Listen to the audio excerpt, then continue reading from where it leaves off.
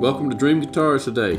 Today we're going to do a short lesson. This is on floats or open string, closed note, runs, licks, whatever you want to call them. We're going to cover a little bit of ground and probably do it in a hurry today, so I'm not going to slow everything down. I'm going to show you a few things, and of course with video now you can slow it down yourself on YouTube or whatever, so that's a good thing. But I'm going to go over a few things in different keys, so that's the reason we're going to go through this pretty quickly. For fingerstyle players, those guys already utilize a lot of open notes and bass lines behind things like that. Whereas flat pickers like myself, bluegrass players or whatever, most of our playing centers around, playing rhythm guitar 95% of the time, which is good.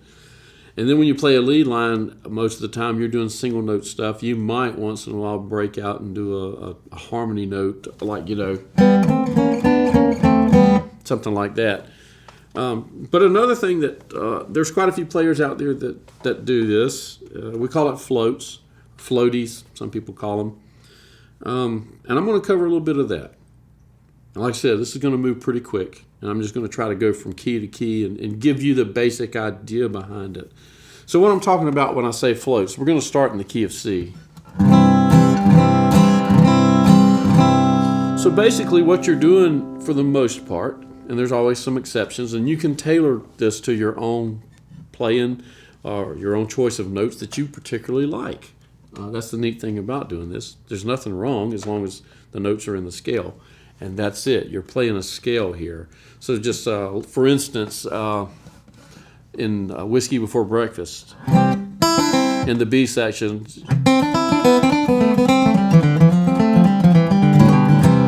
a lot of people play that and they'll do with just a descending scale instead, more like.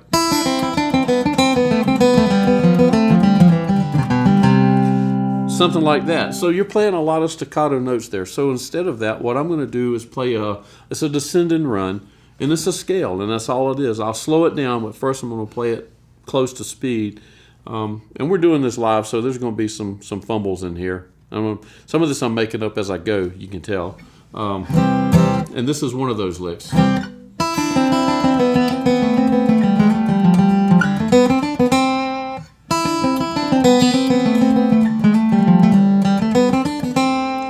So what I'm doing here is I'm starting on the open E string, and I'm going to play, that's all it is.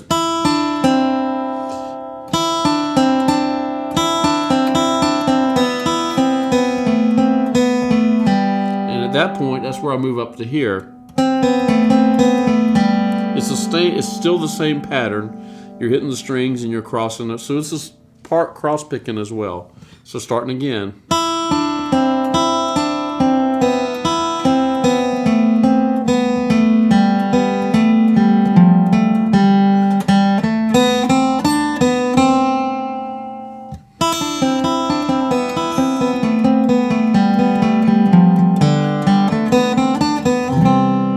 Close to that.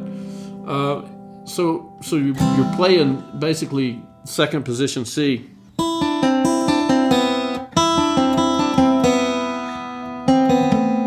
So if you were playing rhythm to this, that's what I'm doing. The scale is following the chord pattern in this particular song. And I'm going to get away from this in a second because this isn't a lesson about a song. I'm just giving you context to where you might use this at. So the rhythm will be.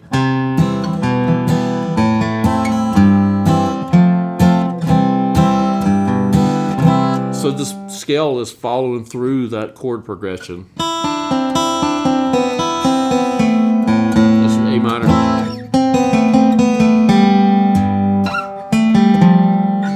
That's where your F is. And that's all it is.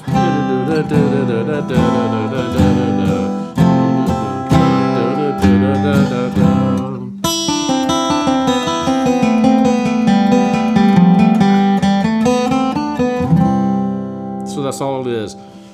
Most of these floats, you'll hear them. They're going to use a open string. The next string will be a closed string, and then back to an open string, and it will alternate back and forth usually. And like I said, there's always exceptions.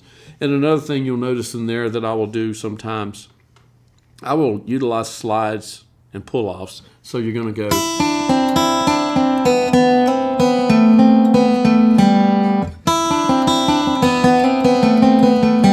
So that's just a little push into that note, and it just adds a little dynamic to it. That keeps it from sounding staccato, if you will.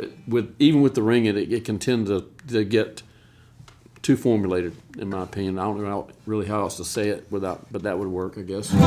So a little slides and pull-offs and things sometimes will make it sound just a little bit different. So there's one in C for you to work on. I'm going to move to G now. And for this one, you're going to do a combination of playing out of this position, G, and then, of course, into this. And so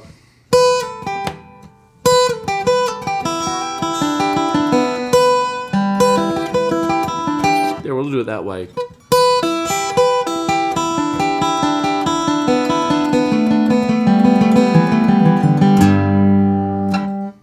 I'll start on this note instead here. I'm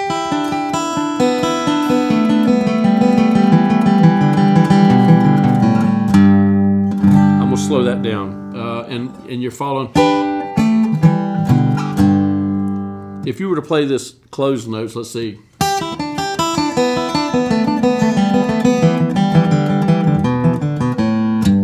That's the notes. That's what it would sound like, and that sounds kind of chopped up to me.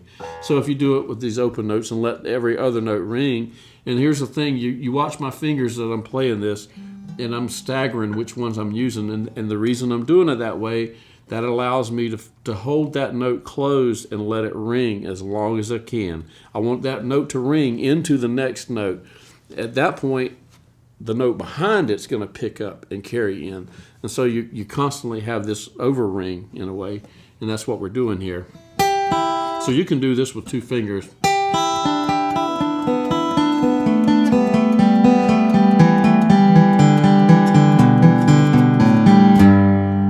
going to slow it down a little bit more just to show you the finger. And if you can, the cameras are closing on the right hand for this, and you can see what I'm doing here. It is cross picking, and I'm gonna put a disclaimer in here. A lot of the tried and true bluegrassers will tell you cross picking is a double down up pick motion, and if that works for you, by all means, that's what you should play. In this case, I usually don't play the double down up. I can in some instances. I don't really have a preference for that. For me, and that would be another lesson entirely, but I'll touch on that real quick. For me, the double down up versus down up, what dictates that to me is what I'm coming out of, what I play through, and where I'm going. So if I end on a certain note and the next note I need to be playing an up stroke, that to me determines whether I'm playing a double down up or down up, down up. And honestly, at this point, I've been playing so long, it's kind of a subconscious thing to me. I don't really think about it. So it's kind of hard for me to break it down and tell you, you should probably play double down up here. Just watch the video and you can tell what I'm doing. And I'm sure somebody out there's going to critique it anyway. That's what y'all do. Wouldn't have it any other way. So here we go. And I'm going to slow this down for you.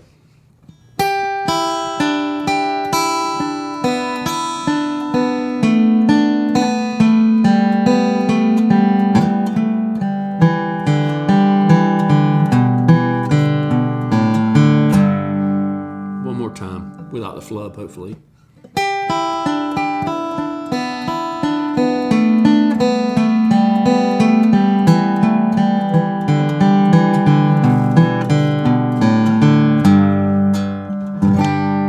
There you go. So, and you can start it, you can see I did a little pull off there. That's one way you can do it. Or just start on that string. That's a little bit different, but it's the same notes. It's just a different right hand pattern.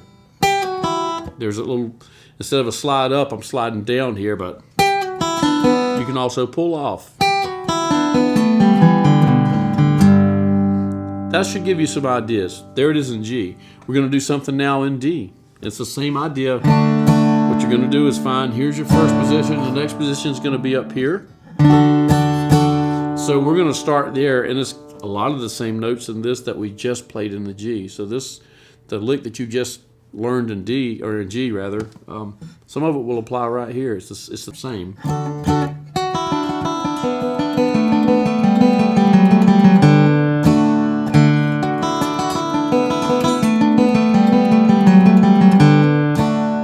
So there's that.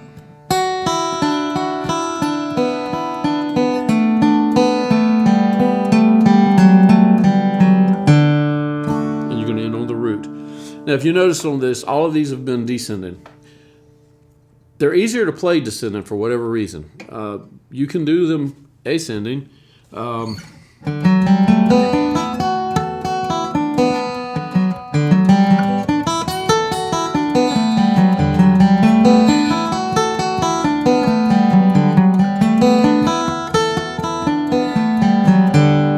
you can do them. You can learn them both ways. We're starting with the C.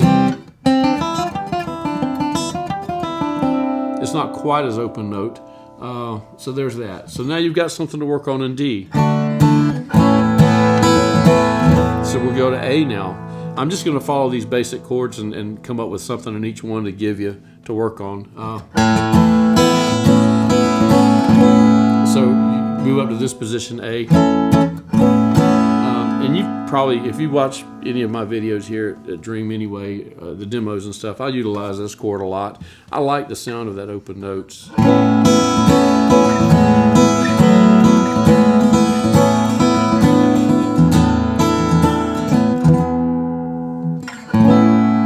You've heard me do something like that probably a lot. I just like the sound of it. It sounds good. It sounds full. And it's because of the strings ringing. So a scale out of this.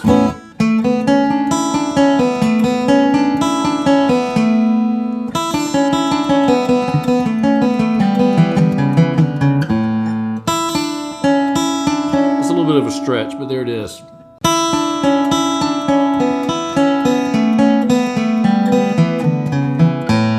can come out of it however you want to, play with it and find it, but that would be the notes. In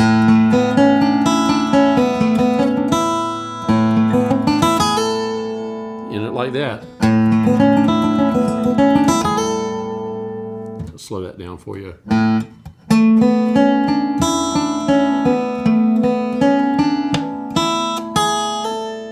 So there's that. Something in E. E can be a little bit more of a challenge, and most of us in bluegrass don't really play much there anyway. That's one of those taboo chords, I guess. But I actually like playing things out of E sometimes. It's just a different sound. I think Pat Flynn had a great version of St. Anne's Reel playing it in open E. And I think Beppe Gambetta might have as well. Beppe plays a lot of things with floats and stuff, by the way. He's one of those players that if you're looking for examples of the style, Beppe would be great. Kenny Smith, David Greer, pretty much any of the great players like that are going to utilize this at some point, somewhere in there. Some play it more than others, so there's that. Something I come up with just a while ago when we were turning the cameras on for E, so I'm going to try to get through this now. And this one will be a little bit different because I'm doing a pull-off to start with, and instead of playing a major scale, I'm kind of doing a seventh on this one.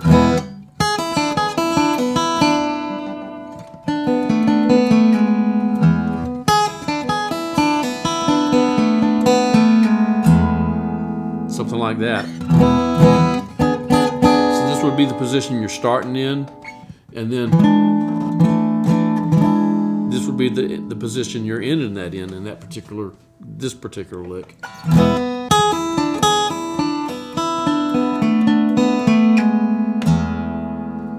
can slow it down a little bit more.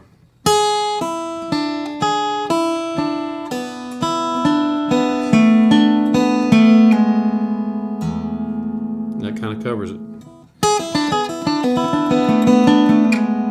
And you could mix up the pattern however you want to try it. Play with it. Play the different keys, the different notes. For the most part, like you've seen, most of what I'm doing is just following the major scale, and that's it. You can do this in minor keys as well. Of course, usually we're going to find what happens is the relative minor is where it's going to work, like in Yeah.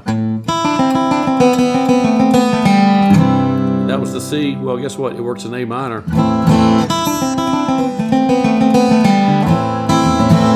It works there. So whatever your major you're playing in, if you find the relative minor, you can use that as a starting point at least to get you started to find the same notes will work for most part. You might have to change your right hand pattern a little bit, and you might have to change a couple of notes on your left hand here and there, but you've got ears. That's what they're for. You'll hear it. That's I'm not putting any of this in tablature because you can hear what I'm playing, and I slowed it down for you. You can slow it down even more on YouTube and stuff. And anyway, this is just a good starting point for those of you that play with a flat pick, and if you finger style and you're just learning, you can get some ideas from this probably as well.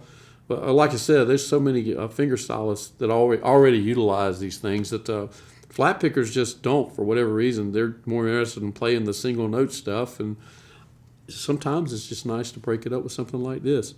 So I hope you learned something. Hope you enjoyed it, and we'll see y'all next time. Thanks for watching.